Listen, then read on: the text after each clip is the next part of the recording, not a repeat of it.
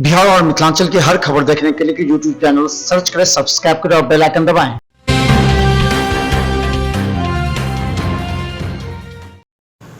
नमस्कार, बिहार मिथिला न्यूज में आपका स्वागत है। मैं हूं मनोज और हम बता दें दिल्ली से बड़ी 5 खबर हम आपको बता दें। जिस तरह हर जगह मौसम बदलते हैं उस तरह दिल्ली में भी मौसम बदलने लगा है। यानी कि हम बता दें दिल्ली में विगत कई दिनों से तेज गर्मी और उमस से लोगों को आज राहत मिली।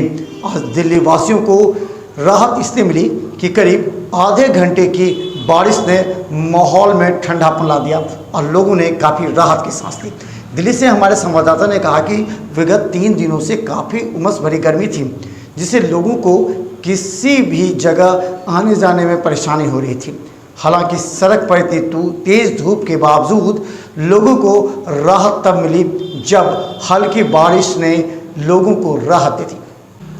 तो हम बता दें सदानंद सिंह कांग्रेस के दिग्गज नेता माने जाते थे। पूर्व विधानसभा अध्यक्ष 9 बार रहे थे वो विधानसभा में, और उन्होंने राजनीति में इस तरह माहौल कायम किया था जिससे विपक्ष और पक्ष दोनों साथ कई मुद्दे पर आ गए थे। ये एक खासियत थी सदानंद सिंह की। आज उनके निधन पर चारों तरफ शोक की लहर व्याप्त है, पूरे बिहार ही नहीं बल्कि दिल्ली में भी। हम बता दें कांग्रेस के राष्ट्रीय महासचिव तारिक अनवर ने भी बिहार मिथिला न्यूज़ को बताया कि दिग्गज नेता के रूप में जाने जाते थे सदानंद सिंह और कांग्रेस को मजबूत करने में उनकी अहम भूमिका थी। उन्होंने भी दिल्ली में शोक व्यक्त किया। कांग्रेस के कद्दावर नेता सदानंद सिंह जी का निधन हुआ है और आप कांग्रेस के राष्ट्रीय महासचिव हैं और काफ़ी पुराने और जनाधार वाले नेता थे। क्या कहना चाहेंगे आज के दिन? देखिए, बहुत ही अफसोस की बात है। सदानंद बाबू बिल्कुल सही कहा आपने कि बिहार के कांग्रेस के कद्दावर नेता थे और उनका बहुत योगदान था कांग्रेस पार्टी को बनाने में, कांग्रेस पार्टी को आगे लाने में, और कई पदों पर वो रहे। कांग्रेस अध्यक्ष भी रहे प्रदेश कांग्रेस कमेटी के। उसके अलावा वो स्पीकर का भी उनको मौका मिला, स्पीकर के रूप में काम करने का। मंत्री रहे और सबसे बड़ी बात ये थी कि वो ज़मीन से जुड़े हुए थे, ज़मीनी नेता थे। 7 या 8 बार वो विधानसभा में जीत कर आए। तो उनके जाने से कांग्रेस पार्टी को बहुत बड़ा उसकी समझते हैं कि नुकसान हुआ है। उसकी क्षतिपूर्ति करना, उनके जैसे व्यक्ति को फिर से दोबारा कांग्रेस को बनाने में बहुत समय लगेगा। बहुत बहुत धन्यवाद। हमारे साथ कांग्रेस के राष्ट्रीय महासचिव पूर्व सांसद तारिक अनवर जी हैं और उन्होंने सदानंद बाबू को जनाधार वाले नेता और जमीन से जुड़े हुए नेता बताया। मैं मिहिर कुमार झा, AICC से। धन्यवाद। दूसरी तरफ बता दें कि दिल्ली के ही एक वरीय नेता ने भी सदानंद सिंह के प्रति शोक व्यक्त करते हुए कहा कि इस काल में उनके परिवार वालों को सहानुभूति दें और ईश्वर से स्मरण करते हुए कहें कि सदानंद सिंह की आत्मा को शांति दें। खासकर सदानंद सिंह के विषय में भी उन्होंने कहा, साझा करते हुए कहा कि उनके साथ मिलकर बिहार और प्रदेश के साथ दिल्ली के भी कांग्रेस राजनीति में काफ़ी कुछ कार्य हुआ था। हमारे दर्शकों से साझा करें तो बहुत ही अच्छा होगा। सदानंद बाबू की मृत्यु बिहार कांग्रेस परिवार के लिए अपूरणीय क्षति है। उन्होंने 67 से लेकर अभी तक कांग्रेस पार्टी की उल्लेखनीय सेवा की है।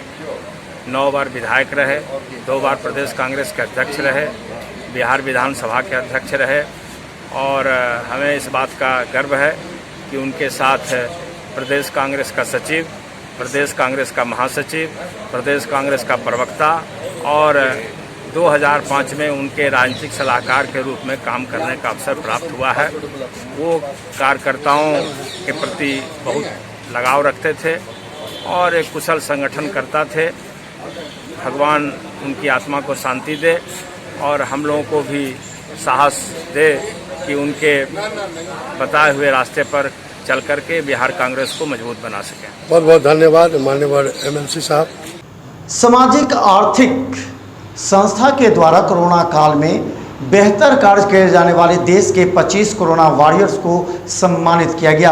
हम बता दें, दिल्ली के कॉन्स्टिट्यूशन क्लब में 25 कोरोना वॉरियर्स को सम्मानित करते हुए इसके संयोजक विकास शर्मा ने कहा कि आने वाले समय में नेपाल में भी जाकर के वो 100 कोरोना वॉरियर्स को सम्मानित करेंगे, क्योंकि इन लोगों ने दिन रात मेहनत कर सैकड़ों नहीं हजारों लोगों की जान बचाने में अपनी अहम भूमिका निभाई और आने वाले समय में ये लोग और बेहतर तरीके से मानव सेवा कर सके, इन लोगों को सम्मानित किया जा रहा है। राष्ट्रीय आर्थिक सामाजिक विकास संगठन के द्वारा कोरोना काल में उत्कृष्ट कार्य करने के लिए लगभग पूरे देश से आए 25 कोरोना वॉरियर्स को सम्मानित किया गया। आपको बता दें कि कॉन्स्टिट्यूशन क्लब नई दिल्ली में एक कार्यक्रम के दौरान आयुष मंत्रालय के सदस्य डॉक्टर दिनेश उपाध्याय ने सभी 25 कोरोना वॉरियर्स को सम्मानित किया। वहीं इस अवसर पर उन्होंने कहा कि कोरोना काल में इन लोगों के द्वारा लाखों लोगों की सेवा कर उनकी जान बचाई, इस कारण इन लोगों को सम्मानित करने का कार्य किया जा रहा है। वहीं इस अवसर पर कार्यक्रम के संयोजक विकास शर्मा ने कहा कि अतिशीघ्र नेपाल में भी एक वृहद कार्यक्रम किया जाएगा, जिसमें 100 से ज़्यादा पूरे भारत और नेपाल के कोरोना वॉरियर्स को सम्मानित करने का कार्य किया जाएगा। आज आपका क्या कार्यक्रम था, थोड़ा बताएं, अपना शुभ नाम बताते हुए। दिनेश उपाध्याय मेरा नाम है और दिल्ली में कॉन्स्टिट्यूशन क्लब के अंदर सम्मान समारोह अवार्ड फंक्शन का कार्यक्रम हुआ है और ये सम्मान उन लोगों को दिया गया है जिन लोगों ने राष्ट्र के अंदर विभिन्न क्षेत्रों में जाकर के राष्ट्र में मानव इतना अच्छा कार्य किया है। इस तरह का एक कार्यक्रम था तो यहाँ भारत के सभी राज्यों के लोग आए हुए थे। शिक्षा के क्षेत्र में, स्वास्थ्य के क्षेत्र में, सोशल वर्क में अच्छे कार्य किए हैं और अवार्ड में हम लोग शामिल हुए हैं, सभी को अवार्ड दिए हैं। आज गोयल नाम की संस्था है, अनीता जी और विकास जी उनके कोऑर्डिनेटर ये चला रहे हैं और दिन में कई इन्होंने पहले भी कार्यक्रम किए हैं, अच्छा कार्य कर रहे हैं और लोगों को भी इनसे प्रेरणा लेनी चाहिए, ले भी रहे हैं, अच्छा कार्य हुआ है। आगे क्या क्या योजनाएं हैं? अभी तो राष्ट्र के अंदर तरह तरह की विभिन्न कुछ न कुछ यहाँ पे चलता रहता है। शिक्षा का जन जागरण। हरितालिका तीज व्रत एक ऐसा व्रत है जिसमें महिला अपने पति की लंबी आयु की कामना करते हैं और इसके लिए पूरे दिन भर निर्जला उपवास करती है। हम बता दें कि ये पौराणिक कथा है। माँ पार्वती ने भगवान शंकर के आयु की कामना और ऐश्वर्य के लिए उन्होंने ये व्रत रखा था। उसके बाद से ही सभी हिंदू महिलाओं ने इस पौराणिक कथा को अपनाते हुए अब हर घर की महिलाएं ये तीज व्रत रखती हैं। इस तीज व्रत में काफ़ी शक्ति माना जाता है। आज हम बता दें कि दिल्ली के कई मंदिरों में पूजा अर्चना करते हुए बाहर से आई हुई महिलाओं ने तीज व्रत रखते हुए आज इसके विषय में बताया। देखिए, हमारे रिपोर्टर मिहिर झा ने दिल्ली के झंडेवालन मंदिर और कालिका मंदिर से एक खबर भेजी। हमारे साथ राजस्थान जोधपुर की महिलाएं यहाँ झंडेवाली मंदिर में पहुंची हैं और निर्जला व्रत हरतालिका तीज की हैं। तो आंटी जी, आप कहाँ से आई हैं? जोधपुर से। तो आज हरतालिका व्रत की हैं, तीज मना रही हैं आप लोग? तीज का माता के आए थे रिश्ते करने, तो ये माता का दरबार लेके आए हम। और आज तीज व्रत भी है। तीज व्रत है, इसलिए हम अपना माता का दर्शन करने अपने समधनों को लेके। और तीज व्रत की बहुत बहुत बधाइयाँ आप लोग को। तो आप लोग के यहाँ तीज मनता होगा, राजस्थान तो जरूर मनता है। हाँ? तो क्यों मनाते हैं? भोला बाबा और पार्वती माता का यह पर्व है, इसकी माया अपन पार है। बहुत बहुत धन्यवाद। तो ये महिलाएं राजस्थान की हैं, जोधपुर के तीज व्रत की हैं और झंडे वाली माता मंदिर में जा रही हैं। दिल्ली में कोरोना के भी प्रकोप बढ़ने लगे हैं। दिल्ली के कई अस्पतालों में कोरोना को लेकर के अलर्ट भी किया गया। हालांकि इससे लेकर के मुख्यमंत्री केजरीवाल ने कहा कि दिल्ली के लोगों को पूरी तरह मास्क और सैनिटाइजेशन के साथ 2 गज की दूरी रखना चाहिए एवं सभी संस्थाओं को उन्होंने आग्रह किया है कि कोरोना की तीसरी लहर दिल्ली में न आए, इसके लिए सचेत रहें। इसके साथ ही बाजार और मॉल जो खुल चुके हैं, रेस्टोरेंट खुल चुके हैं, इस तरह वहाँ जांच करने के लिए भी कहा है। तो दिल्ली में भी कोरोना लहर से बचाव के लिए मुख्यमंत्री के प्रयास तेज हैं। दिल्ली में भी अपराधियों और उपद्रवियों की धरपकड़ अब तेज हो गई है।